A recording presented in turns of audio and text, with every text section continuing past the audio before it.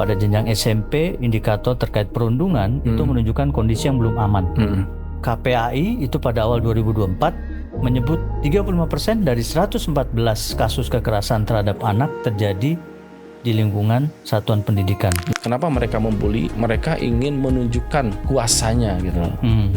Ketika anak berani speak up, ya berani upstander itu tadi, saya kira harus dikasih apresiasi siswa itu. Jangan malah kita sisihkan, kita kucilkan gitu. Tapi harus diberikan apresiasi. Dalam agama itu luar biasa, agama kita itu kita berbangsa-bangsa, bersuku-suku, kan seperti itu. Di dalam Al-Quran juga ada, misalkan kita tidak boleh menjelek-jelekan orang lain gitu. Al-Hujurat 11, 12 itu. Assalamualaikum warahmatullahi wabarakatuh. Salam sejahtera untuk kita semuanya. Para penonton yang kami hormati, ini merupakan podcast perdana dari Forum Doktor Manajemen Pendidikan Universitas Pakuan, yaitu sebuah forum yang terdiri dari para doktor bidang manajemen pendidikan yang memang mereka memiliki kiprah di dalam dunia pendidikan, dunia manajerial, pendidikan mulai dari pendidikan anak usia dini sampai dengan pendidikan tinggi. Dan mereka kebanyakan para praktisi, akademisi, dan juga ya para pakar ya, di bidangnya masing-masing. Dan ini podcast yang merupakan kerjasama antara FDMP Unpad bekerja sama dengan Sekolah Cairan Camaya di Kota Bogor. Dan tamu yang pertama kali untuk podcast kita pada kali ini, kita kehadiran Bapak Dr. Iwan Usmansah. Dan saya sendiri, Ari Rosandi, nanti akan memandu podcast kita kali ini. Dan nanti kita akan berbicara tentang topik yang sangat penting, yang urgent memang di saat ini, di era saat ini, khususnya di dunia pendidikan. Dan sebelum saya spill sedikit tentang tema atau topik yang akan kita bahas, kita akan menyapa dulu Bapak Dr. Iwan Usmansah. Assalamualaikum. Waalaikumsalam warahmatullahi wabarakatuh. Gimana, sehat? Alhamdulillah sehat. Perjalanan lancar tadi ya? Alhamdulillah. Gimana puasanya Pak Ari, lancar? Alhamdulillah. Ini kita take video di bulan suci Ramadan. Ya, jadi mudah-mudahan semua para penonton juga bisa menjalankan ibadah puasa dengan lancar dan bisa diterima amal ibadahnya insyaallah bagi yang menunaikan. Nah, Kang Dr. Iwan, sebelum kita lanjut bicara, kita diskusi, kita ngobrol santai, ya, tapi insya Allah nanti akan penuh makna, ada isi tentunya. Mudah-mudahan. Ya, dan topik yang akan kita bahas ya cukup penting dan sangat penting menurut saya di era saat ini. Tapi sebelum itu mungkin bisa menyapa para penonton sekalian dan juga mungkin bisa menceritakan riwayat hidup dan juga silakan apa yang bisa diceritakan kepada kami tentang Kang Dr. Iwan. Terima kasih Pak Ari. Assalamualaikum warahmatullahi wabarakatuh para penonton. Memperkenalkan diri, saya dengan Pak Iwan. Saya dari SMA Dwi Warna Boarding School di Parung Bogor. Saya di sana sebagai kesiswaan Pak Ari. Kemudian saya juga aktif di kampus. Saya mengajar di kampus dan saya menyelesaikan studi S3 di Universitas Pakuan Bogor, manajemen pendidikan, dan sekarang saya sedang juga menyelesaikan S1 saya di bidang hukum. Oh, S1 ya? Iya. Ambil lagi berarti ya? Insya Allah. Saya sedang menyusun sekarang skripsi. Iya. Dan terakhir kalau tidak salah mengikuti Lemhanas. Ya, saya sekitar 1 bulan yang lalu barangkali saya pendidikan di Lemhanas. Oh iya, luar Angkatan biasa. 223 ya. Iya, dan kalau tidak salah Pak Iwan ini sudah aktif di dunia pendidikan sejak tahun berapa? Saya aktif mulai ngajar di Krida Nusantara di Bandung. Krida Nusantara Bandung. 2001, 2002 ya saya. Berarti hampir kurang lebih 25 tahun. 25 tahun lah dan saya. pasti sudah banyak. Tapi paling lama saya di Dwi Warna. Sudah 22 tahun sekarang. Baik. Kang Iwan, di podcast pertama kita kali ini di FDMP ya, khususnya di channel FDMP nanti akan tayang. Dan untuk teman-teman juga di anggota FDMP Unpad yang memang ingin memberikan kontribusi pemikiran, nanti kita bisa berdiskusi di sini di podcast kita bersama-sama dan mudah-mudahan bisa membawa atau berdampak berdampak positif buat masyarakat umumnya. Kang Iwan, hari ini kita akan bahas apa ini? Kita akan bahas tentang bullying ya, atau perundungan. Dalam bahasa Indonesia perundungan. Ya nanti kita bilang perundungan atau bullying gitu ya, karena emang lebih condong orang-orang menyebutkan kata-kata bullying ya, ketimbang perundungan. Dan bullying ini merupakan fenomena yang memang sangat mengkhawatirkan dan masif ya, dan sangat masif ya. Mungkin saya sebelum kita discuss ya, Pak Iwan. Jadi data terakhir ya, data nasional terbaru itu menunjukkan ya tantangan bullying itu belum banyak membaik ya. Dan di dalam rapor pendidikan Indonesia 2025 yang memakai data 2024 pada jenjang SMP, indikator terkait perundungan itu menunjukkan kondisi yang belum aman. Jadi pemahaman dan sikap terhadap perundungan itu turun 79,2% menjadi 54,5% dan lalu 46,5% di 2024. Dan dokumen yang sama juga menyebut indikator pengalaman perundungan masih relatif tinggi dan hanya turun tipis pada 2024 ini. Dan ini menandakan isu perundungan belum selesai. Bahkan aspek budaya anti bullying di sekolah itu justru cenderung melemah.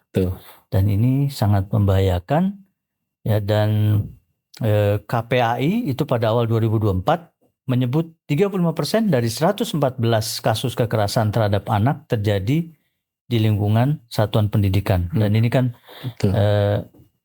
efek akhir yaitu kasus kekerasan. Ya, karena bullying kan nanti bahkan sampai bunuh diri ya. Nah, melihat fenomena ini, Pak Dr. Iwan, apa sih bullying itu dan juga bagaimana ini awal mulanya bisa terjadi, terutama di lingkungan sekolah? Tadi kita ya, mungkin kalau bullying sendiri itu dari istilah bahasa Inggris ya. Kita tadi kan mengenal perundungan. Kalau kita lihat di KBBI itu merundung sebetulnya, Pak Ari. Dan artinya itu adalah menyakiti orang lain, baik menyakiti secara fisik maupun non fisik begitu ya. Jadi verbal ya verbal gitu. Jadi itulah makanya bully itu sangat berbahaya gitu, baik secara fisik maupun non fisik, karena tadi jelas menyakiti orang lain kan, seperti itu. Kalau di sekolah sendiri ya tadi gimana terjadinya bully di sekolah itu banyak faktor sebetulnya. Yang pertama kenapa bully terus masif karena menormalisasi sebetulnya Pak. Jadi kekurang tegasan daripada sekolah ya dalam menangani bully. Nah ini menurut saya salah satu faktor yang menyebabkan bully itu belum begitu drastis mengalami penurunan, karena itu bercanda saja gitu, itu biasa saja gitu. Jadi seolah-olah dinormalisasi gitu. Kemudian juga pemahaman guru, pemahaman pimpinan di sekolah barangkali terhadap bully juga belum semua saya kira memahami bahwa bully itu sangat bahaya, terutama kepada mental siswa dan fisik siswa gitu. Jadi saya kira faktor-faktor tadi itu yang menyebabkan kenapa bully itu terus belum mengalami penurunan yang signifikan. Dan juga bully ini terjadi bisa jadi karena aturan di sekolah juga tidak ada gitu. Betul tidak? Bisa jadi sekolah itu tidak punya aturan yang jelas gitu kan. Karena harus ada aturan di sekolah kami, misalnya saya yakin di Rancamaya juga sama. Kita harus punya aturan, punya tata tertib yang menjadi panduan kita di dalam mencegah dan menangani bully ini di sekolah. Kemudian juga bully juga disebabkan karena pertemanan mereka yang ingin menunjukkan keakuannya, keegoan kelompoknya gitu kan. Karena bully itu kan dari kelompok kuat kepada yang lemah sebetulnya, baik dari individu ke individu maupun dari kelompok ke individu gitu. Jadi mereka ingin menunjukkan keakuannya, keegoannya, kelompoknya, bahwa saya kuat gitu dan Anda lemah gitu. Karena tujuan akhir daripada mereka melakukan bully itu kan sebetulnya untuk mempermalukan, merendahkan, bisa memeras gitu kan ekonomi jadinya gitu kan, finansial, atau juga salah satunya tadi Kenapa mereka membuli? Mereka ingin menunjukkan kuasanya gitu loh. Berarti ada relasi kuasa di situ. Ada relasi kuasa di situ. Pelaku bullying itu memang Betul. merasa lebih superior, ya, merasa lebih di atas angin, ya. Sehingga ketika dia melakukan hal tersebut, ada dalam tanda petik merasa, apalagi tidak ada hambatan, tidak ada rule, tidak ada aturan, tidak ada yang katakanlah aware, pengawasan, pengontrolan dari sekolah. Dan yang paling penting sebetulnya gini Pak Ari, saya kira sekarang itu masih ada ya budaya mungkin yang budaya rasa takut gitu dari siswa untuk berbicara gitu, untuk speak up gitu ya. Ya, istilahnya apa itu sekarang? Sekarang itu ada istilahnya upstander. Bystander. Iya, bystander upstander. Jadi mereka diam gitu ya. Korban itu diam gitu. Bahkan mereka melaporkan pun mungkin rasa takut gitu atau segan gitu. Itu hanya menerima apa adanya, kemudian mungkin dia takut diancam, diintimidasi dan lain sebagainya gitu kan. Nah, tetapi sekarang siswa itu harus didorong sebetulnya oleh kita supaya untuk upstander. Dia lebih banyak untuk berani untuk speak up, menyampaikan kepada guru, menyampaikan kepada orang tua, menyampaikan ke wali kelas, menyampaikan ke guru BK gitu. Sehingga tidak diulang lagi. Karena kalau diam, sebetulnya bagi pelaku ini akan semakin berani. Karena merasa, saya tidak diapa-apain nih.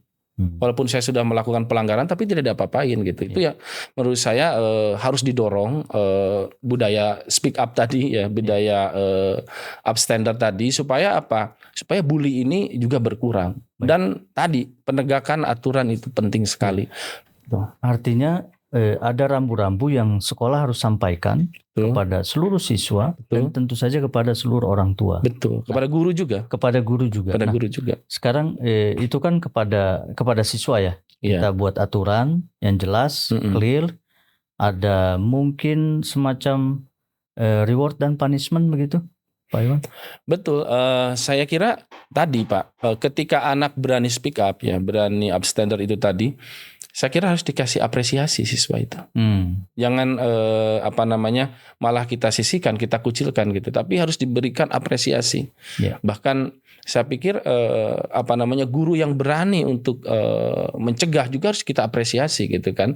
Dengan bentuk apapun ya, dari pihak sekolah atau dari pihak yayasan kalau di swasta harus berani untuk memberikan apresiasi. Dan tadi mungkin bukan punishment ya, lebih kepada mendidik gitu ya. Jadi membimbing. Kalau guru-guru yang acuh tak acuh hanya datang mengajar saja, tidak peduli terhadap pendidikan karakter siswa, juga harus kita tegur. Harus kita edukasi supaya apa? Supaya semua orang yang ada di dalam lingkungan itu ya aware gitu ya, care terhadap bully ini gitu kan. Nah, ini penting menurut saya. Jadi di samping itu juga yang paling penting menurut saya adalah kita harus memberikan edukasi ini kepada orang tua ya, supaya orang tua juga terlibat. Karena saya kira di sekolah itu ada guru, ada orang tua, betul tidak? Iya, betul. Jadi saya kira harus diberi pemahaman kalau melihat tanda-tanda dari anaknya itu murung gitu, kemudian sedih gitu kan, itu orang tua saya kira jangan diam. Orang tua juga harus berani untuk berbicara kepada sekolah, kepada guru, kepada wali kelas gitu, kepada kepala sekolah, sehingga tidak terlambat menanganinya gitu Pak Ari, menurut saya. Iya. Artinya tadi Pak Iwan udah sampaikan ya di awal, indikasi awal ya kenapa bullying terus terjadi gitu. Ada nggak faktor senioritas di sekolah? Nah ini mungkin ya secara sosiologis sekali ya, tidak sulit kita ya menghapus istilah senioritas, walaupun kita sudah tidak ada lagi lah istilah senioritas. Tapi saya yakin ada dimanapun itu Pak Ari. Mau di sekolah, mau di kantor, mungkin mau di kehidupan bermasyarakat, senioritas itu ada. Tapi bagaimana tugas kita mengerem itu ya, mengerem dengan aturan tentunya, supaya senioritas itu tidak menjadi negatif gitu loh. Kalau senioritas dalam proses pembimbingan terhadap adik-adiknya dalam bidang akademik, olimpiade, ekstrakurikuler, itu menurut saya bagus gitu ya. Tapi kalau sudah perpeloncoan misalnya, kekerasan, intimidasi, pengucilan gitu. Nah itu saya kira kita harus bergerak bersama untuk mencegah terjadinya senioritas itu. Tapi saya katakan kita tidak tutup mata Pak Ari. Saya kira dimanapun yang namanya bully itu terjadi Pak Ari. Bukan hanya di sekolah saya kira. Iya, baik. Di kampus pun yang tradisi intelektualnya sudah sangat mapan istilahnya juga luar biasa saya kira. Bahkan belum lama kita mendengar berita ya di Bali misalkan sampai meninggal dunia dan sebagainya. Iya, di kampus-kampus kedokteran apa dan sebagainya. Padahal kalau menggunakan logika kita, tradisi intelektual mereka itu di atas anak SMA. Tapi perilakunya bukan lebih baik dari anak SMA pada akhirnya kan. Tapi untuk oknum ya tidak semua seperti itu gitu. Baik. Nah tadi ketika kita berbicara senioritas, sepertinya memang ada sesuatu yang kurang, dan mengenai menghormati perbedaan itu juga jadi salah satu. Ya, inilah pendidikan karakter. Saya kira memang ini harus dimulai dari kelas Pak Ari sebetulnya. Bagaimana bisa saling menghargai. Makanya saya lihat pembelajaran sekarang kayak deep learning dan lain sebagainya itu saya kira bagus ya. Dari mulai diskusi, ya kan, diskusi kelompok, presentasi, bagaimana dia bisa mendengarkan orang lain, mendengarkan pendapat orang lain. Itu sebetulnya diawali dari proses pembelajaran sebetulnya di kelas. Kalau proses pembelajarannya di kelas sudah bagus menurut saya, itu akan berimpact bagus juga terhadap perilaku siswa gitu. Nah kenapa? Karena kalau masih tetap teacher center ya itu tetap individual dan itu ego-ego pribadi ya yang individual yang muncul gitu, bukan bisa menghargai orang lain. Dan juga pendekatan agama Pak Ari. Karena penting ini pendekatan agama Pak Ari. Kenapa? Karena jelas kita itu kan diciptakan beragam. Betul tidak? Menghargai perbedaan. Kita harus menghargai perbedaan. Dalam agama itu luar biasa, agama kita itu kita berbangsa-bangsa, bersuku-suku, kan seperti itu. Di dalam Al-Quran juga ada misalkan kita tidak boleh menjelek-jelekan orang lain gitu. Al-Hujurat 11, 12 itu saya pikir tidak boleh menyakiti orang lain. Dalam Al-Hajab itu makanya pendekatan-pendekatan dalam proses pembelajaran saya kira tidak hanya cukup menyampaikan akademik saja, materi pembelajaran saja, tapi bagaimana juga nilai-nilai keagamaan itu dilibatkan di dalam proses pembelajaran gitu. Iya. Nah, kemudian ada lagi. Ini kan kita masih berbicara tentang kenapa ya, kenapa bullying terus terjadi. Ada semacam pewarisan kebiasaan ya, atau ya perilaku yang nggak baik yang dilakukan turun temurun, yaitu tadi dari kakak kelas ke adik kelas itu juga ada kayak semacam pewarisan. Betul Pak Ari, kita sebetulnya bully ini sejarahnya panjang Pak Ari. Jangankan kita di sekolah, di kampus juga dulu ospek lah namanya. Betul. Apa itu kan pewarisan sebetulnya ya. Saya datang ke sekolah juga sama sampai akhir. Kapan lah, mungkin 10 tahun atau 15 tahun yang lalu kita bisa melihat selesai ospek gitu kan yang dilakukan oleh kakak kelas terhadap adik kelas kan gitu ya. Budaya-budaya kurang bagus diwariskan oleh kakak kelas ke adik kelas itu masih ada saya kira seperti itu. Kenapa? Karena di dalam lingkungan itu kan tidak semua anak bisa dikendalikan oleh kita. Betul. Apalagi sekolah asrama misalnya ya kan. Ya itu kan bukan hal yang mudah, sekian pembina mendampingi sekian ratus siswa kan seperti itu. Nah, tapi betul Pak Ari, pewarisan itu saya kira itu masih ada Bari. Walaupun kita sudah bisa mengerem mungkin sekian puluh %, tetapi yang namanya pewarisan itu terus dengan berbagai cara oknum tertentu ya, siswa-siswa tertentu mungkin yang punya perilaku kurang bagus atau pola asuh dari rumah yang kurang bagus dan sebagainya, itu berusaha untuk mewariskan itu. Dan menjadi kebanggaan. Dan itu semacam kebanggaan buat mereka ketika bagi mereka kalau berhasil mewariskan itu mungkin menjadi sebuah kebanggaan gitu loh. Dan ini yang harus kita putus mata rantainya ya. Itu dia. Iya, baik. Nah, kita masih berbicara tentang kenapa. Karena kenapanya banyak sekali. Ternyata faktor-faktor muncul bullying itu. Jadi kemudian yang saya coba catat gitu ya, kurangnya pengawasan dari guru, dari sekolah pada umumnya. Itu masuk juga. Betul. Indikasi kenapa bullying bisa terus ada. Betul. Gitu ya. Nah. Betul. Karena bully itu kan bisa dilakukan di mana saja, kapan saja, dan oleh siapa saja. Di dalam kelas pun bisa, guru pun bisa membuli kan. Bahkan guru terkadang keceplosan gitu kan. Berbicara iya, contoh membanding-bandingkan siswa atau membandingkan angkatan gitu, kelas juga itu salah satu penyebab bisa menjadi besar bully itu di sekolah. Bullying tipis-tipis gitu ya. Jadi, ketika membandingkan, oh kamu nggak kayak si ini. Iya. Kamu begini. Harusnya kamu kayak angkatan ini gitu. Kelas 11 harusnya seperti kelas 12 kamu perilakunya kurang bagus. Itu guru nggak sadar kalau mereka itu sedang mengadu domba, sedang memprovokasi kan. Tapi mungkin nggak misalnya guru mengatakan, ya katakanlah membandingkannya tidak secara langsung begitu ya. Kamu kelas kamu kayaknya sebaiknya seperti ini deh gitu ya. Betul. Nah, tanpa perlu menyebut kelas sebelumnya atau angkatan sebelumnya. Nah, nanti mungkin bisa disampaikan. Nah, yang lalu tuh contohnya begini, contoh baiknya maksudnya disampaikan gitu. Jadi mungkin apakah itu bisa masuk bullying? Tapi kalau hanya untuk memberikan masukan tanpa membandingkan dengan kelas yang lain, saya kira itu bagus ya. Untuk evaluasi perbaikan kelas misalnya. Tapi kalau dia sudah dibanding-bandingkan dengan kelas lain, dengan angkatan yang lain, dan dia dianggap rendah, nah itu saya kira menjadi bully. Ya, itu kan dari faktor guru ya. Nah, terus kemudian satu hal lagi. Ini juga kalau terkait dengan orang tua ya. Ya kadang orang tua juga suka membuli anaknya. Iya, di rumah. Ketika membandingkan adik dan kakaknya kan gitu. Agak sedikit menekan dalam tanda petik ya. Kamu harusnya belajar begini, belajar begitu. Harusnya kamu bisa lebih giat dulu. Papa nggak kayak begini, mama nggak kayak begitu. Itu kan udah termasuk melakukan pressure, dan itu juga termasuk bullying mungkin. Dan itu kan membuat anak-anak dengan mentalnya yang sekarang itu ya, anak-anak sekarang Gen Z ya cukup rentan ya. Sangat strawberry gitu ya. Sangat seperti strawberry diistilahkan gitu ya, sehingga membuat mereka ya merasa dibully dan akhirnya tertekan, dan ya ujung-ujungnya memang ya ada yang macam-macam ya.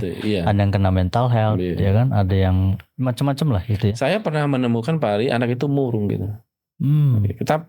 Ketika saya tanya kenapa gitu kan, ya salah satunya dia oleh orang tuanya di rumah begitu. Lihat tuh kakak kamu bisa masuk kampus ini ABC gitu kan, misalkan. Kenapa kamu nilai kamu aja seperti ini gitu kan.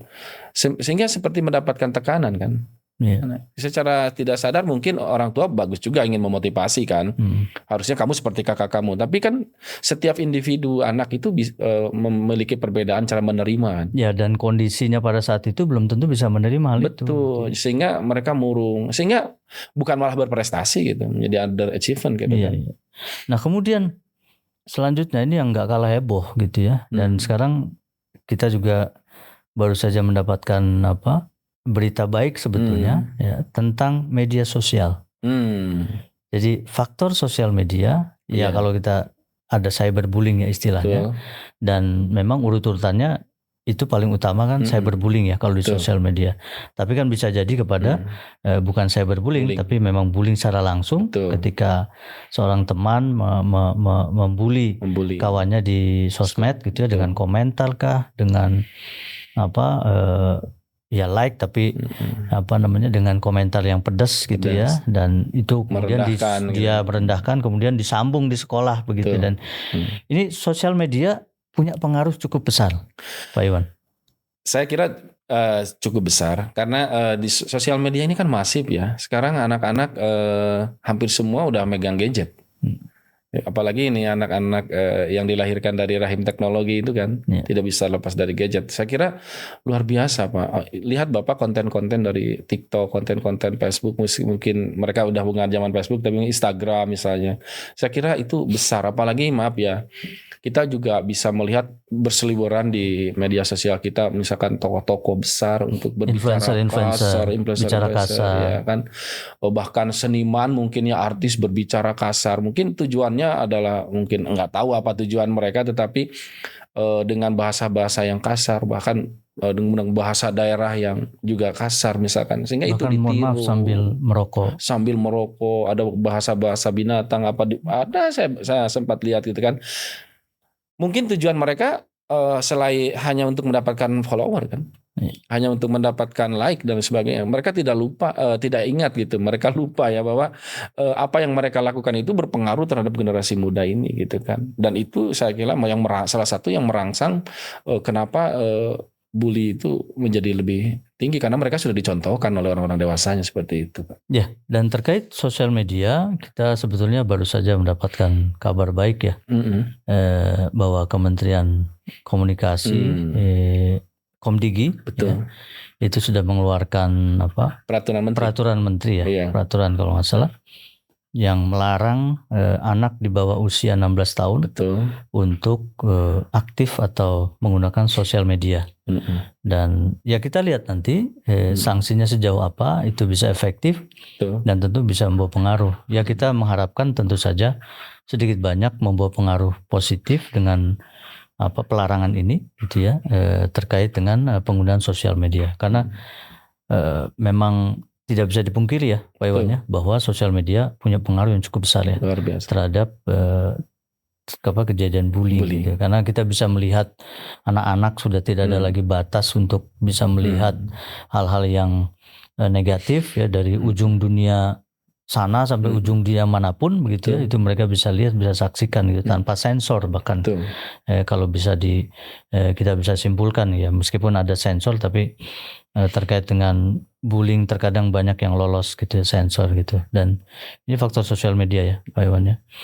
Terus saya kira gini Pak Ari ya, kita harus apresiasi ya peraturan pemerintah nomor 9 kalau nggak saya lupa ya, 2006 awal-awal Maret ini kan. Betul. Dan nanti serempak akan diterapkan itu tanggal 28 Maret setahu saya ya. 28 Maret ya. Jadi ini kita harus apresiasi ya, adalah upaya dari pemerintah untuk membatasi akses ya, dan juga bisa menyetop akun anak yang di bawah 16 tahun. Ini saya kira harus kita apresiasi, dan mungkin tinggal tunggu tadi Pak Ari bilang bagaimana implementasi daripada peraturan ini kan. Ada 3 faktor menurut saya. Peraturannya sudah ada, bagaimana penegak hukumnya nanti, struktur hukumnya seperti apa strukturalnya, kemudian bagaimana budaya hukum. Nah, budaya hukum bicara adalah kepatuhan terhadap hukum di kita, terhadap aturan. Jadi 3 ya. Iya, itu 3 hal itu saya kira penting ya. Penegak terutama ya, sehebat apapun peraturan yang dibuat oleh Bu Menteri ini, Bu Mutia Hafid ini, kalau penegaknya dan juga budaya hukumnya tidak mendukung, saya kira tidak akan menghasilkan apa-apa. Hanya sebuah dokumen saja. Iya. Berarti ya kita apresiasi dengan dengan baik gitu ya, dan mudah-mudahan ini bisa membawa efek positif ya. Terhadap penggunaan sosial media, khususnya terhadap anak-anak. Nah kemudian Pak Iwan tadi sempat disinggung juga bahwa kira-kira ya kita membuat zero bullying itu, saya nggak tahu apakah ini pesimis ya atau tidak.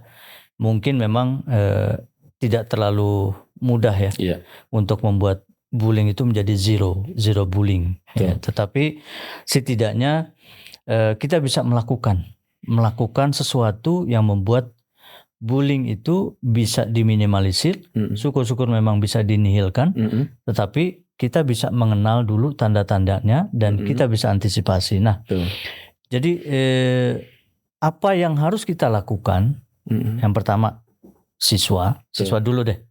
Kira-kira apa yang harus mereka lakukan ya untuk katakanlah meminimalisir sampai kepada secara ekstrimnya menihilkan.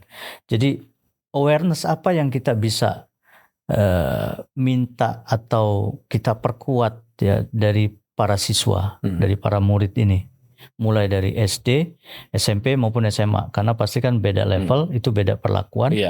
Nah, itu kira-kira perisai apa yang bisa kita sampaikan kepada mereka, Pak Iwan? Saya kira kembali ke tadi yang di awal kita bicarakan bahwa anak harus ditanamkan karakter toleransi, ya kan, saling menghormati perbedaan. Ini penting menurut saya, karena akarnya dari situ.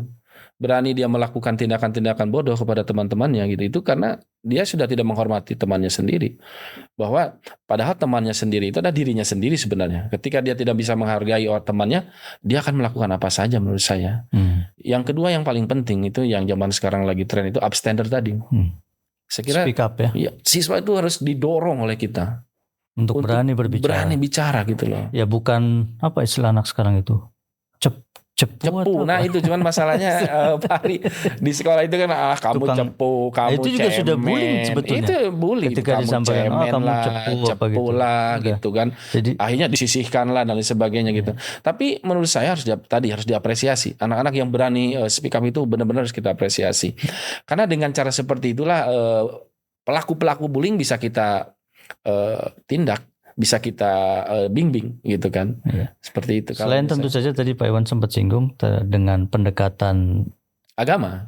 Iya, saya kira Pak Ari kalau lihat artinya penguatan karakter agar mereka kita semua umat beragama, anak-anak juga beragama. Iya. Artinya bukan peran guru agama saja, tapi peran guru, khususnya juga guru agama itu lebih banyak ya. Betul. Menyampaikan hal-hal. Bukan hanya guru agama barangkali, semua mata pelajaran itu kita harus memuat nilai-nilai nilai-nilai agama, nilai-nilai kehidupan. Itu menurut saya sangat penting. Budaya saling menghormati. Coba dicek, ada survei ya, saya pernah baca salah satu yang paling rendah terjadi itu di sekolah Islam yang pesantren. Coba saya pernah lihat. Mungkin saya dari situ berpikir berarti agama itu berpengaruh di dalam pembangunan perilaku ya. Iya. Salah satunya di dalam agresivitas mereka melakukan bully gitu kan. Mungkin dengan pendekatan agama itulah yang menyebabkan itu saya lihat hasil surveinya rendah seperti itu. Apalagi kira-kira Pak Iwan untuk siswa, apa yang perlu diperkuat, apa yang perlu disiapkan perisai mereka? Saya kira untuk mengantisipasi bullying ini.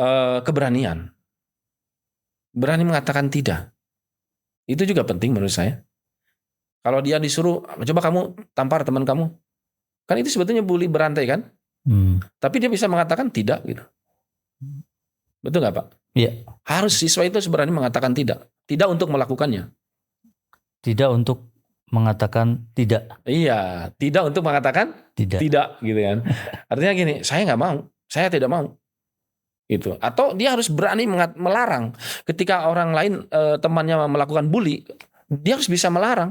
Jangan lakukan itu gitu. Yeah. Itu kan pondasinya dari keberanian dulu. Yeah. Kalau nggak berani pasti dia akan diam aja. Itu penting menurut saya. Berani untuk mengatakan tidak, berani melarang gitu, berani bicara gitu. Yeah. Itu yang menurut saya sangat penting untuk kepada anak kita semua, ke anak saya, ke anak Pak Ari mungkin juga. Kalau kamu dibully, kamu jangan diam. Kalau kamu nggak berani, saya bilang sama anak saya, kalau kamu nggak berani, bilang sama guru, bilang sama papa, biar papa yang menghadap ke sekolah. Karena kenapa? Kita jangan menormalisasi anak-anak yang melakukan bullying. Iya. Artinya anak-anak kita ajarkan untuk tidak menormalisasi hal-hal yang menjurus ke arah bullying, apalagi sudah bullying nonverbal atau fisik ya. Betul. Nah, itu 3 saja sebenarnya udah bisa jadi benteng buat anak-anak. Ya, saya kira itu tadi ya, anak itu harus toleransi, belajar toleran. Kemudian beranilah anak itu mengatakan tidak, berani melarang kepada pelaku, kemudian tadi berani bicara. Upstander untuk tadi. speak up. Jangan diem aja. Ya. Makanya jangan diam. Selalu saya katakan kepada anak, jangan diam. Kamu bicara. Jangan takut. Ada kami, orang dewasa. Sehingga si gurunya juga harus memberikan rasa aman kepada orang-orang yang berani speak up tadi. Harus memberikan rasa aman, harus dilindungi. Jangan dibuka rahasianya. Iya. Itu. Betul ya. Karena kalau dibuka rahasianya akan menghasilkan bully baru. Seperti itu. Iya. Baik, nah itu dari sisi siswa atau murid ya Pak Iwan. Nah sekarang guru, apa yang harus kita perkuat dari para guru ini untuk mengantisipasi ataupun ketika terjadi bullying, apa yang harus mereka lakukan dan solusi atau jawaban apa yang bisa mereka sampaikan ya ketika terjadi peristiwa bullying. Dari mulai antisipasinya dulu, apa yang harus mereka lakukan?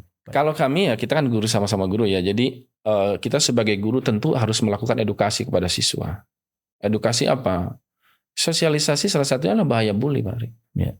Karena kan kita bicara tidak hanya korban bully toh, tapi kita berbicara juga pelaku.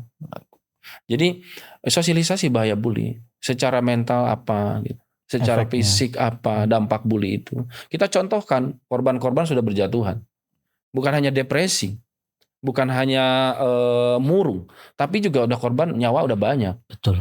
Nah itu saya kira sosialisasi itu penting sekali. Kemudian juga kita nggak masalah kita untuk SMA misalnya itu level bicara dampak-dampak hukumnya juga kita bicarakan. Saya juga kepada anak-anak begitu Pak Ari.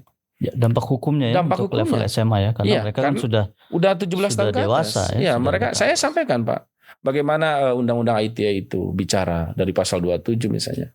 Kemudian bagaimana hukum pidana yang baru sekarang walaupun tidak secara khusus membahas tentang bully, tapi ada pasalnya pengeroyokan, penganiayaan, kekerasan. Artinya guru harus aktif menyampaikan Itu dampak-dampak hukum dan juga harus disampaikan kepada anak-anak bahwa kalau mereka melakukan bully misalnya, yang korban itu bukan orang temannya saja, tapi keluarga di rumah juga ikut. Kan kita banyak kasus sekarang, anak yang melakukan bully, mungkin jabatan orang tua yang melayang kan. Itu harus disampaikan oleh kita secara jujur kepada anak-anak. Saya selalu begitu. Jadi kalau kamu melakukan bully, satu, teman kamu korbannya. Yang kedua, kamu korbannya. Sebagai pelaku juga menjadi korban masa depan kamu. Karena kita punya hak Pak Ari untuk melakukan tindakan secara administratif. Betul tidak? Maka Permendikbud nomor 46 kalau nggak salah, saya tahun 2023 apa ya, itu mengamanatkan kita untuk membentuk TPPK itu. Iya, betul. Tim ini ya. Iya, salah satunya kan masalah administratif. Dan bisa merekomendasikan anak itu dikeluarkan, dipindahkan sekolah kan? Dikembalikan ke orang tua. Dikembalikan ke orang tua. Artinya kan dia rugi. Orang tua juga rugi. Udah mengeluarkan biaya besar, waktu dan lain sebagainya, pikiran. Bahkan nama baik ya. Ya, puncaknya nama baik gitu. Baik. Karir kan seperti itu. Nah, itu saya sampaikan kepada anak-anak Pak. Nggak masalah. Karena kenapa? Ada undang-undang, sampaikan undang-undang perlindungan anak, sampaikan bagaimana secara perdata. Kan secara perdata juga orang tua diminta pertanggungjawaban. Kalau anak yang melakukan tindakan, orang tua juga akan diminta pertanggungjawaban. Ada di dalam perdata saya pernah kuliah itu 1367. Orang tua yang diminta pertanggungjawaban. Ya. Saya sampaikan itu kepada anak-anak. Kenapa? Karena jangan sampai anak-anak itu buta informasi itu. Jadi guru harus aktif mensosialisasikan. Iya, makanya di kami guru juga kami mah edukasi dulu Pak. Edukasi, baik.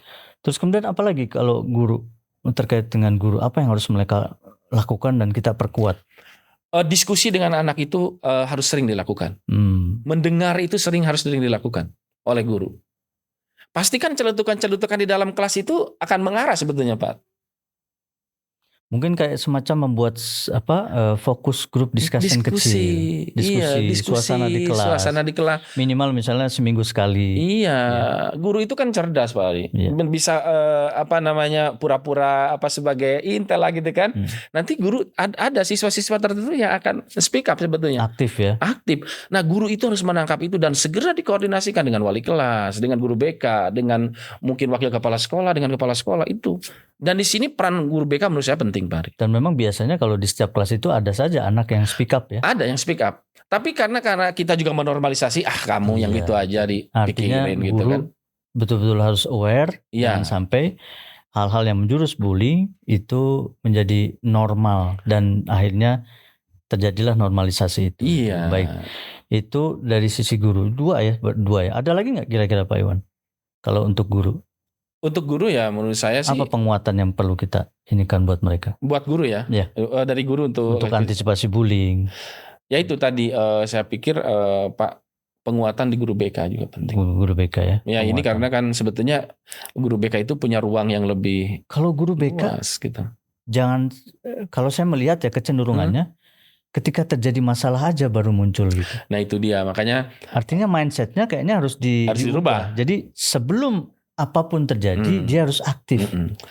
Ya kan, aktif ya itu tadi ya, sosialisasi, melakukan program tadi ya kayak fokus grup discussion kecil gitu ya di tiap kelas gitu ya, bahas tentang bullying dan baik itu ya sepertinya Pak. Harusnya memang guru BK sepakat saya bahwa lebih kepada pencegahan ya, bukan penanganan. Bukan penanganan. Kalau penanganan kan sudah terjadi gitu. Sudah terjadi ya. Dan itu memang udah harusnya wakil kepala sekolah kesiswaan harusnya. Ya. Kalau kita udah malah melintang di situ. Iya.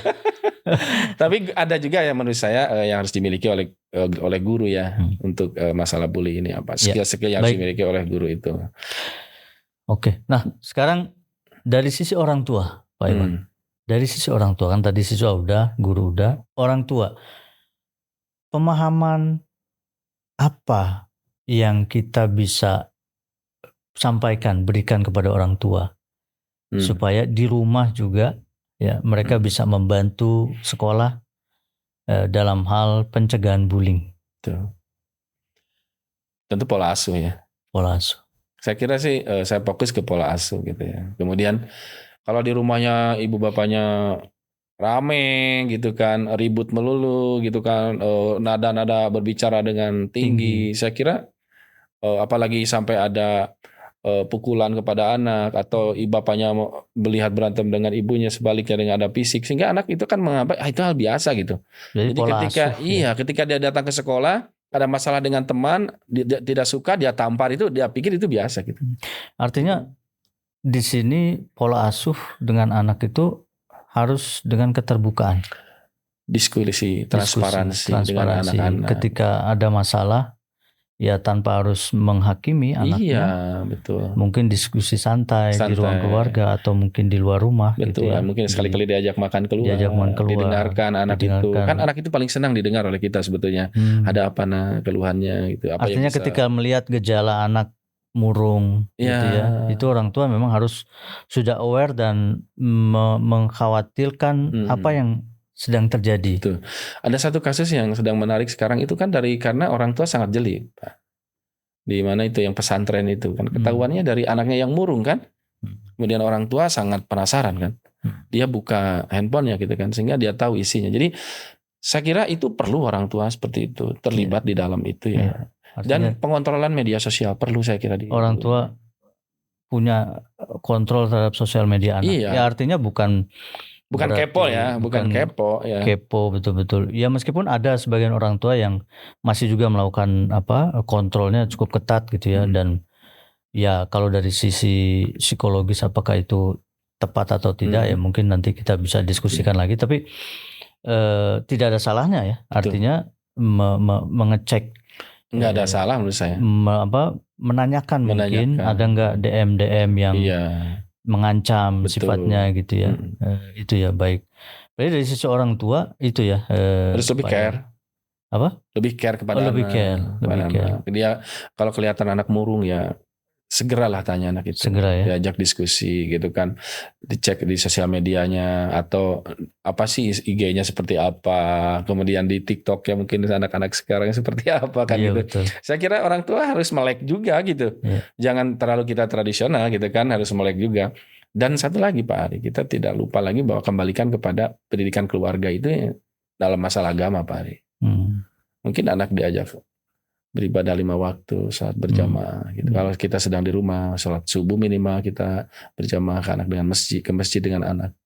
Di situlah dialog kita dengan anak di meja makan dan lain sebagainya. Saya kira itu akan membantu ya orang tua mengenal siapa anaknya gitu kan. Dan orang tua akan mengenal apa problem anaknya kan gitu. Tapi kalau sama-sama datang capek, lelah, cuman duduk, ya itu kembali lagi main handphone dan sebagainya, semua di rumah pasif gitu kan. Tidak akan saling mengenal siapa dia, tidak akan saling mengenal masalah dia gitu. Ketika terjadi sesuatu udah besar, udah meledak baru ketahuan kan seperti itu. Ada mungkin juga sebagian orang tua menyalahkan sekolah, ya kan? Paling enak menyalahkan sekolah kan. karena katanya dapatnya di sekolah kan gitu ya. Betul. Nah, baik, ini menarik sebetulnya kalau kita terus ngobrol ya terkait dengan bullying ya Pak Iwan ya. Nah, mungkin ini kita masuk ke sesi terakhir Pak Iwan ya, dan nanti kita bisa sambung lagi dengan topik-topik menarik lain ya. Siap. Nah, mungkin kesimpulan terakhir apa yang bisa Pak Iwan sampaikan kepada para pemirsa, para penonton terkait dengan bullying di sekolah, antisipasi dan lain-lainnya.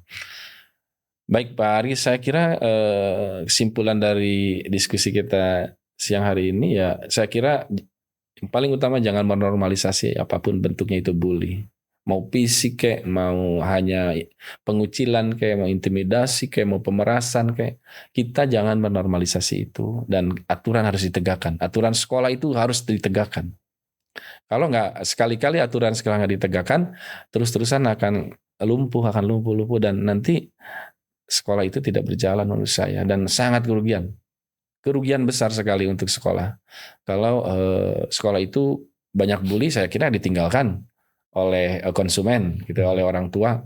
Bagi siswa juga pelaku bully juga akan mendapatkan tanda kurang bagus gitu ya. Untuk orang tua pelaku maupun orang tua korban juga kerugian. Untuk korban juga kerugian. Maka menurut saya jangan normalisasi bully itu. Kita harus bertindak tegas. Karena musuh bersama dalam dunia pendidikan salah satunya adalah bully. Baik kalau gitu. Oke.